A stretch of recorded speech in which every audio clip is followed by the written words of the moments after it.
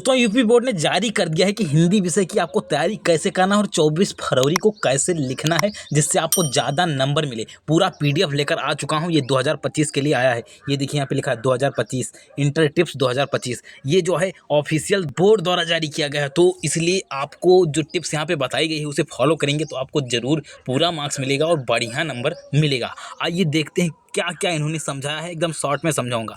इन्होंने पहला जो पॉइंट समझाया है, पढ़ने बैठूंगा तो इसे पढ़ते रह जाऊंगा। इन्होंने पहला पॉइंट ये समझाया है कि जितने भी गद्य पद्य कथा साहित्य संस्कृत खंड व्याकरण काव्य जो भी है सबको ढंग से पढ़ लीजिए। जितना भी टाइम आपके पास बचा है उसमें पूरा का पूरा रट लीजिए, तैयार कर लीजिए। इन्होंने लास्ट में एक चीज़ बहुत अच्छे से लिखा है कि विषय को रटने के स्थान पर भली बात समझ कर पढ़ें। रटने के बजाय जो समझ कर लिखेंगे उस पर नंबर मिलेगा। और मैं हमेशा से वीडियो में कहता हूँ कि निबंध हो गया, पत्र हो गया, इसमें आप किताबी भाषा ना लिखकर खुद की भाषा लिखिएगा। अब जैसे जो चीज़ें रटने वाली हैं उसे तो रटना पड़ेगा। जैसे जयशंकर प्रसाद का जन्म कब हुआ, ये सारी चीज़ें रटनी पड़ेगी। ये भी मैं भी मानता हूँ, ये आपको रटना पड़ेगा। लेकिन जो समझने वाली चीज़ है उसे तो समझिए। तो यही बोर्ड कह रहा है कि जो रटने के बजाय आप समझ कर भली बात वहाँ लिख कर आएँ। दूसरा पॉइंट इन्होंने क्या कहा है कि जब आप काव्य पढ़ रहे हो तो उसमें रस छंद और अलंकार पता करने की कोशिश करें। लेकिन ये भी नहीं करेंगे तो भी कोई दिक्कत नहीं है, क्योंकि रस छंद अलंकार की मैंने वन शॉट वीडियो बना रखा है, उसको पूरा देख लेंगे तो उसी से आपको जो है 3 क्वेश्चन मिलने वाला है, 6 नंबर वहाँ से पक्का हो जाएगा। तो इस पॉइंट का कोई मतलब नहीं, क्योंकि उसका मैं सोल्यूशन पहले से दे दिया हूँ।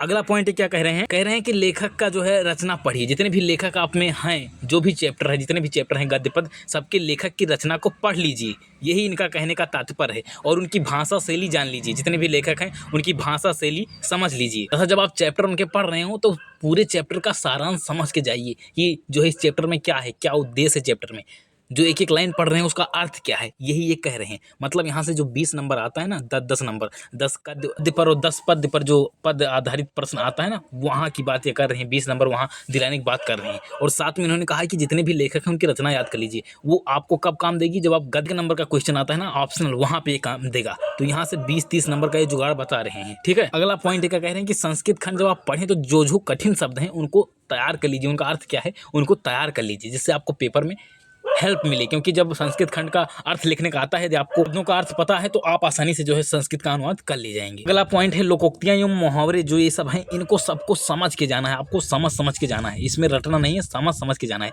क्योंकि ये समझने वाली चीज़ है। तो इनका यही तात्पर्य है कि जितने भी हैं लोकोक्तियां हो गई, अनेक शब्दों के लिए एक शब्द, इन सारी चीज़ों को समझ के जाइए जिससे आपको बोर्ड पेपर में लिखाएं। ये जो इंपॉर्टेंट पॉइंट है, ये जो पॉइंट है बहुत इंपॉर्टेंट है। इन्होंने कहा कि परीक्षा के पहले गत वर्ष यानी पिछले साल का जो पेपर है उसको सॉल्व कर लीजिए, और साथ में जो आदर्श प्रश्न पत्र बोर्ड द्वारा जो मॉडल पेपर तैयार किया गया है उसको सॉल्व कर लीजिए। या जो हम लोग मॉडल पेपर आपको बना के दे रहे हैं, बहुत सारे मॉडल पेपर मैंने हिंदी के प्रोवाइड कर रखे हैं, उसको आप वीडियो देख सकते हो। डाउनलोड करने के लिए visalyoजना.com वेबसाइट पे जाइए, वहाँ से डाउनलोड कर सकते हो। तो उन सारे को सॉल्व कर देना है। और क्या लिखे हैं, निर्धारित समय के अंतर्गत पूरा करने का अभ्यास करें। जैसे पेपर 3 घंटे 15 मिनट का होता है, तो आप 3 घंटे के अंदर पूरा का पूरा पेपर सॉल्व करने की कोशिश करें, जिससे आप वहाँ बोर्ड एग्जाम में तुरंत सॉल्व कर ले जाएं, 3 घंटे के अंदर सॉल्व कर ले जाएं। बहुत बार ऐसा होता है कि कुछ बच्चे पूरा पेपर जानते हैं लेकिन पूरा सॉल्व करके आ ही नहीं पाते हैं। ठीक है, 10-12 नंबर छूट ही जाता है। तो इस चीज़ से बचने के लिए इन्होंने बहुत बढ़िया टिप्स दिया है। अगला टिप्स कह रहे हैं प्रश्न पत्र को पढ़ें, उसके बाद जो है सॉल्व करें। सारी चीज़ें तो आपको जानते ही। ये कह रहे हैं जो ऑप्शनल क्वेश्चन होता है उसका प्रश्न जो है क्वेश्चन ना लिखकर केवल उत्तर उसको लिखिए। जैसे 1 का उसमें आप केवल उत्तर डाल दीजिए बस।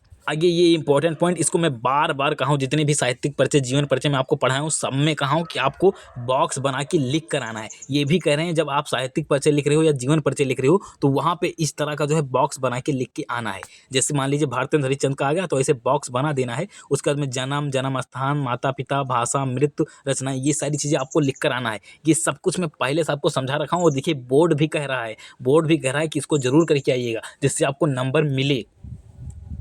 ये नहीं करेंगे तो नंबर कट जाएगा। मैं शुरू से बता रहा हूँ और यहाँ पे अब तो बोर्ड ने भी जारी कर दिया कि इस तरह आपको लिखना है। अगला पॉइंट कह रहे हैं कि जितना अंक है उसी के अकॉर्डिंग शब्द सीमा डिसाइड कर लीजिए। जैसे मान लीजिए 5 नंबर का है तो 5 नंबर के अनुसार लिखिए, 1 पेज 2 पेज लिखिए। या जो है 9 नंबर का है तो 2.5 पेज लिखिए, 3 पेज लिखिए। यही इनके कहने का अर्थ है। अगला पॉइंट कह रहे हैं कि पैराग्राफ आधारित प्रश्न को हल करने से पहले 1 से अधिक बार अवश्य पढ़ लें, जिससे आपको उत्तर देने में आसानी रहे। और इसमें बहुत सारे पॉइंट हैं जो इंपॉर्टेंट है, उसी को मैं आपको बताते चल रहा हूँ। कि इन्होंने कहा कि प्रश्न पत्र में जो पत्र पूछा गया है, पत्र का फॉर्मेट जरूर लिखिए। देखिए प्रारूप को ध्यान में रखते हुए स्वच्छता और अस्पष्टता के साथ संक्षिप्त शब्दों में लिखें। मैं बार बार कहा हूँ कि आपको फॉर्मेट तैयार कर लेना है। मैंने इस पे वीडियो बना रखा है, 2 पत्र कराया हूँ, उन्हीं 2 में से 1 पत्र आपके पेपर में आने वाला है और उस फॉर्मेट को समझ लेंगे तो कोई सा भी पत्र आए आप कर ले जाएंगे। तो उस वीडियो को जरूर देखिएगा। अगला पॉइंट कह रहे हैं कि जो जब निबंध लिख रहे हो तो उसमें आपको इन 3 चीज़ों बहुत फोकस करना है। पहला प्रस्तावना, लास्ट में उपसंहार और बीच में विषय विस्तार, यानी जिस टॉपिक पे है उसके बारे में डिटेल। जैसे शिक्षा पे है तो शिक्षा का महत्व, फलाना वगैरह जो भी टॉपिक है, भारत में शिक्षा कमियां क्या हैं, सारी चीज़ों को आपको लिख के आना है, ये कह रहे हैं। तो मैंने बार बार जब निबंध पढ़ाया था तो बार बार कहा था कि प्रस्तावना और उपसंहार, ये 2 चीज़ आपको जरूर लिखना पड़ेगा, वरना नंबर कट जाएगा। 2 नंबर तो कम से कम यही काट देंगे। तो बोर्ड भी अब तो भैया कह रहा है, मैं देखिए मेरे पास 7 सालों का एक्सपीरियंस है तो उसी के अकॉर्डिंग बताता हूँ और वही चीज़ें बोर्ड भी फॉलो करता है। अगला कह रहे हैं संस्कृत खंड का जब आप अर्थ लिख रहे हो तो स्वच्छता और सुंदरता का ध्यान रखो। ये तो मैं पहले से बता रखा हूँ कि आपकी राइटिंग नहीं अच्छी है तो दूर दूर साफ साफ लिखिएगा, एग्जामिनर को पढ़ने में आना चाहिए, आपको फुल मार्क्स मिल जाएगा। अगला कह रहे हैं आपके जिले में कौन सा खंड कब आएगा उस पर केवल प्रश्न लिखिएगा, दूसरे जिले का मत लिखिएगा वरना नंबर कट भी सकता है।